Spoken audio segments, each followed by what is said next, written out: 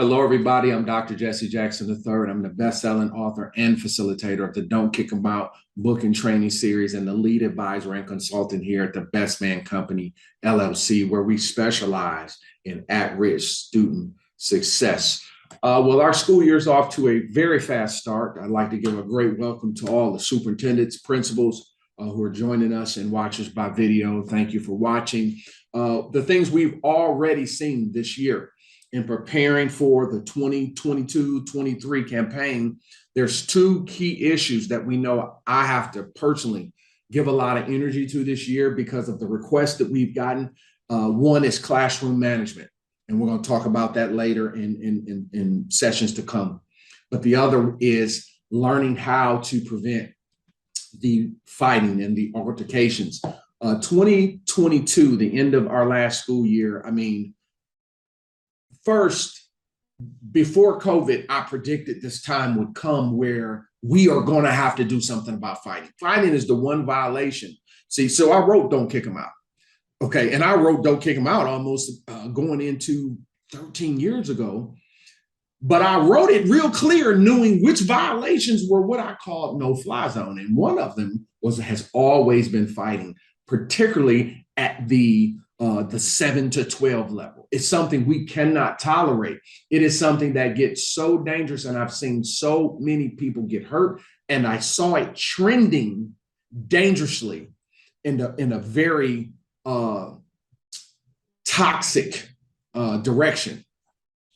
And so what I knew what I had to do, because I knew I would not be able to physically just go travel and give these trainings in individual places, I knew I had to do something. So I had to create training content to where we can really train administrators, superintendents, central office, principals could sit down and have a blueprint on how you want to approach the issue of fighting and physical altercations and hitting on your campus. It is something that is mandatory moving forward. Always remember this, principal, superintendent, whenever there is material, content with videos out there with your students fighting, it's always horrible for business, and it is something that you cannot explain. One thing that a superintendent cannot allow and a principal cannot allow, you cannot allow people to get hurt on campus. Fighting and violence on campus is the no-fly zone. So what does that mean? We have to have the blueprints, then the knowledge and understanding on how do we create an environment where we can proactively get ahead of fighting.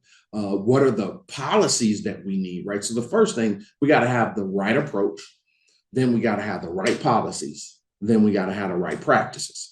So what I'm asking and what I've been asking since 2019, and I'm going to keep asking and keep creating opportunities, management has to come sit down and be retrained and address the issue before we start breaking up fights, before the spring and it starts going that direction. We have to sit down and have a degree of blueprint of understanding, strategy, understanding of how we want to address the issue of fighting. Why? When you look at our top 15 for the next 3 years, student violence is going to be right there. It's going to be right there. And particularly if your school is located in a trauma zone, where you are in a trauma zone by definition is where all of the things that are taking place in those homes, in those communities, well, that stuff comes to school. And everybody watching me can definitely attest that many of the fights that we're dealing with is crap that goes on in the community. So one of the things that I knew was very, very important for us first as leadership and workplace management, you have to understand, you do not control the neighborhoods and homes which these kids come from. You don't. And it's not even a good use of your energy, okay? It's really not, because you can't. But what you can control is your campus, the infrastructure on campus, what we do while we are here, the standard expectations and mandatory enforcement of boundaries and certain approaches to this issue. So the thing that I want us to think about here is, one, again, no school can allow student fighting, can allow students to fight in school. Second, what I've been very wise about doing is understanding that this policy of a fighting ban has to be implemented differently at all grade levels. So, for example, you can't have a zero tolerance policy for fighting in pre-K to 5 or 6. You can't do it. They're not going to allow you to do it, and you don't want to do it. That's a teaching stage, right? So, what we do in this program, we start talking to those elementary, the K-5s, about the process of hitting and deterring it and preventing it and responding appropriately to hitting, so that we're not developing a culture that hitting and acting out is acceptable. This is education. As a behavior person who rehabilitates, has rehabilitated men and teenagers of violent crimes, understanding the process of redirecting certain behaviors and an education process in behavior correction. That's one thing. But from that 7 to 12, particularly in high school, 9 to 12, we're in a one and done philosophy. You fight one time, we have something already set up in our district where you've got to go to another situation, right? So here's the deal with the no tolerance policy that I'm going to continue to push always. I don't want to take education away from anybody. See, education services are going to be a part of your removal. See, that's what's never happened. What we did was we created the just go home model. The go home model is not going to work because at home, as we've learned, a lot of that home foolishness will come to the school, create some problems at the school, which doesn't help. We'll have the at home foolishness come to the school trying to help the kid fight. So that is not the way I want to go with this.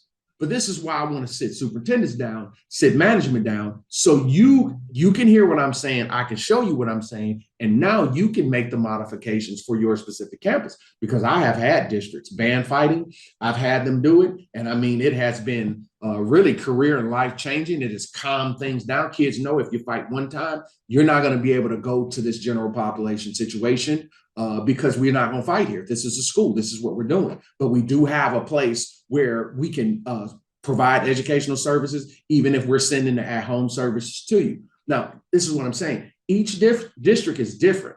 This is why I work so heavily with lawyers and special education directors, because one of the things that we have seen happen in this business is we have a lot of kids that have IEPs, but they're some of our primary fighters. Okay. And so what I had to do when I got that panel of SPED directors together, I said, hey, listen, okay, I've got violent conduct, and you're not about to sell me that any policy that you read me says that you can be violent, hurt people, injure people, and you can't be suspended.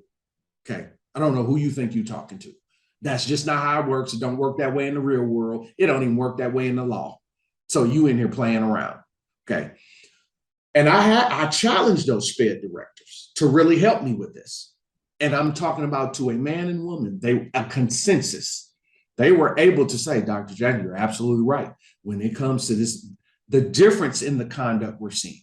So one of the things that we discuss in this institute is the difference between a street fight and school fight. What is the difference? Now, I've asked this to a room full of law enforcement. Nobody knew. Doesn't mean they don't know what they're doing. It's just a lot of the context of fighting we don't understand. And so a lot of stuff gets put into the same basket when there needs to be differentiation, clarification, understanding, even in policy and understanding. A school fight is a fight where the kid will accept the redirection. All right, come on, students, break it up. Sit down. Hey, come here. He started it. She started it. School fight, right? School fight. Easily broke up. Like they will respond. They are in control. They just have made a wrong choice, right? They don't want to fight. Real, very authentic. Do not want to fight. Now, I have, if you were ever, and it'll probably never happen, but I have hundreds of fights in my Rolodex where we review the things I'm talking about. School fights, we can obviously understand. That's the ones we understand. But now we're seeing street fight content. What does that look like? No response to verbal command, totally out of control. the numbers go up. So you have gang activity, you have multiple students engaging in activity. You see that they are choosing locations where there's nobody to stop the fight, right? It's almost like ambushes, things we're seeing on the bus, right? And these type of ambushes, street fight, school fight.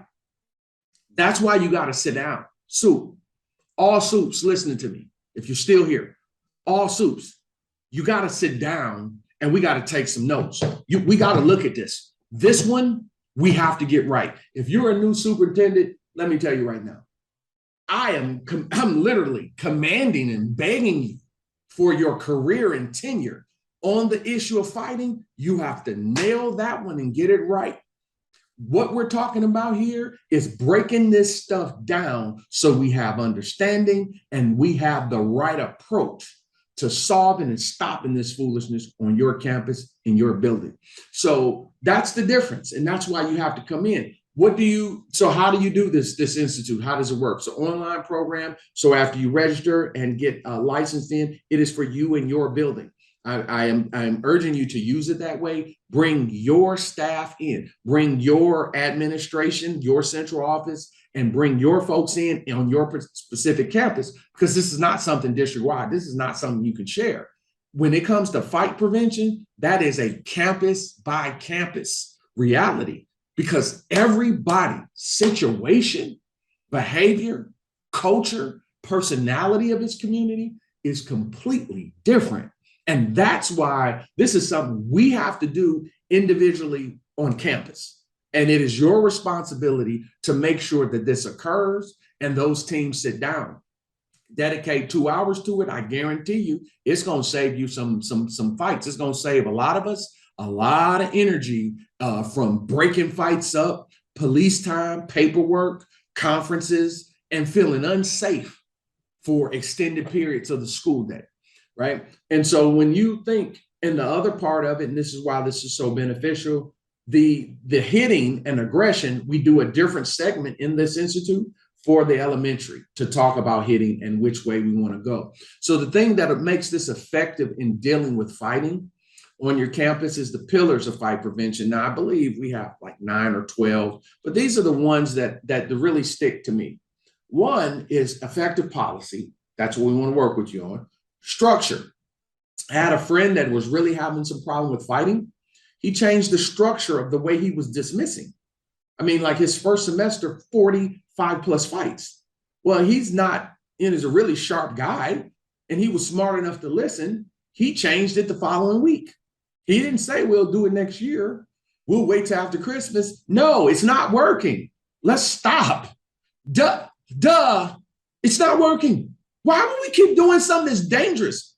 I don't like breaking up fights, okay? And if I'm on campus and I'm your guest and I had to get involved in making sure that safety and peace was kept, because I did multiple times last year, let me tell you something, you got a problem. And guess what? So my colleagues, they understand, like, Jackson, you're right, help us with it. I understand that. But this is not the one you can make it up as you go along. This is not the one you can roll the dice on. This is not the one that you can restore justice and PBIS your way out of it. Those things absolutely work. This is not that. This is serious, real deal. This is about that violence, the stuff that happened last weekend at the football game, crap that's happening after hours, crap that's happening on the bus, crap that's happening in the bathroom, crap that's happening by the front office, and the mess these kids are doing. Everybody's got a phone up. Infrastructure policy must support the restrictions and stopping the foolishness. The worst thing that can happen is you go viral. Your school name is there, and I'm telling you, it is nowhere around the international embarrassment of being known as a fight club at your school. These are the things we're working on. Increasing student rapport. They'll tell us anything. Using the kids to kind of help you stay in front of a lot of this stuff. So what is it, folks? It's called the Fighting and Physical Altercation Prevention Institute. This is about the right approach for each campus, not a district, each campus. Then when you bring the superintendent in, you do want to approach it as a district.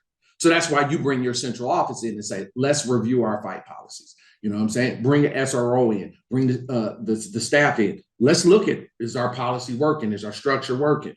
and then the right practices. Fighting is the one thing we can't manage. This is not like behavior. This is not like a kid getting smart or soft mouthing or inappropriate language. Man, this is along the lines, same thing as threats, right? When kids start threatening people, we take all threats seriously. We're not at that point in history where you can go to a school and threaten somebody. You can't go to a school and physically put your hands on people and think, particularly the older you get, this stuff becomes much more unacceptable, and it requires our schools to have decisive, clear, wise action. Now, one thing I want to show you before we go here, look at number 3 here with teamwork, the law enforcement approach. What we talk about in this institute is that's one way you can go about it, right? So you can simply say we're going to beef up security. In so many cases, that works, that's fine. However, there is a team approach to fight prevention. Everybody on the staff has a role. Now, you and I both know everybody is not designed or called to get in the middle of a rumble or to get to physically do that. But everybody has a role, okay? Everybody has a role in getting this thing cleared out, right? Everybody's not going to physically get in there, and we understand that. But everybody on the team has a role. So this is why we don't just leave it to the school resource officer. We just don't leave it to that. It's just not theirs to do because it is a team approach.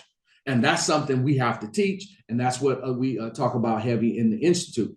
We talk our core topics, talking about understanding trauma residuals. So the trauma comes from the neighborhood. This is how we deal with things. And that mess comes in the building. How do we emotionally help manage student trauma, right? Trauma cannot hijack the building.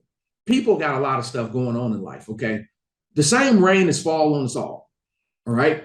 COVID made everything worse, but the same rain falls on us all. We are duty bound to learn how to start dealing with our problems because that's not the way. And the school, see, this is the power of school, the power of education. A lot of the foolishness that goes on in society is just pure ignorance. Well, guess what?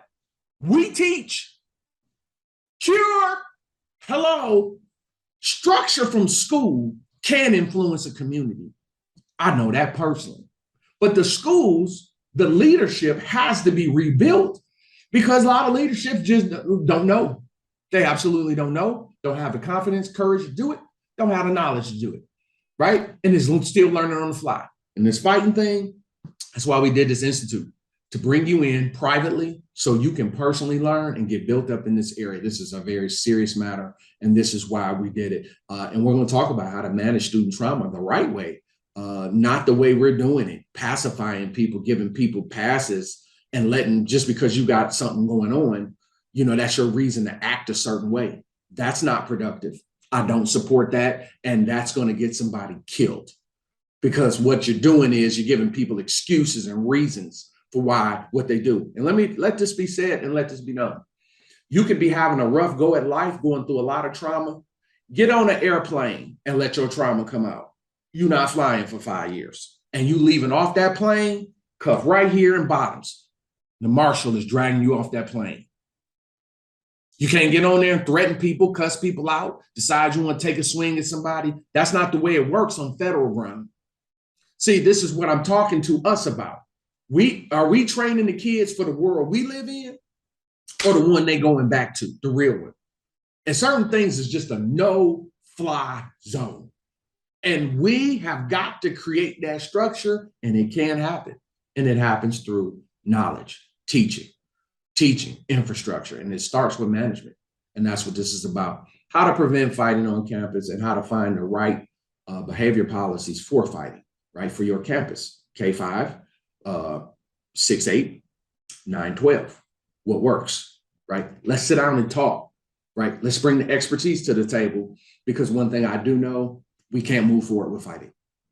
And we have to, by any means necessary, fighting has to stop. It has to stop. And prevention is always the best cure. Prevention, right? Not responsive. Prevention. This is our Fighting and Physical Altercation Prevention Institute. And the way the program is available on September 1st. At 10 o'clock in the morning, it will be available. You register today and you can register anytime after that and get in. There's a small window of its availability, and that is designed for you to actively use it. We don't want people to just to purchase the program and don't use it. This is very important, and we really pride ourselves on the fact that people use our trainings, get the knowledge they need, and actually get the results. That's what this program is about. So it's available on September 1st. You're going to have a window where you can get in there and register, download, and watch it with your folks.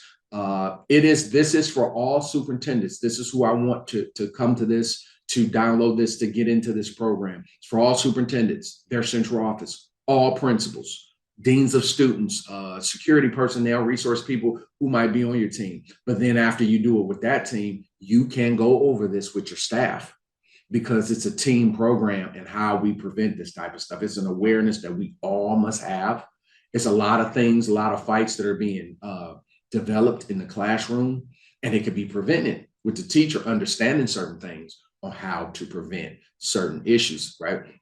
Very modestly cost program. It's valued upwards in the neighborhood of $10,000. Once again, what is the value on preventing physical altercation, injury, people getting hurt, potentially even staff getting hurt, breaking up fights? And I mean, I can show you some things that just will disturb your soul just in watching the people that have gotten hurt, breaking up altercations. We're talking about arms, shoulders, broken noses, head injuries, going down to the ground, back injuries, breaking up fights. This is something we want to we want to get proactive. We want to get ahead of it. And the way we get better is, if we get better, it'll get better. Okay. And we're going to get a couple of copies of our new book, which is the manual on this. It's the Closing the School Fighting Gap. It's how to properly regulate, prevent, and eliminate fighting from a school campus. I am very excited about this, folks. It's just going to be something that I'm very invested in, and it is the safety and well-being of our students.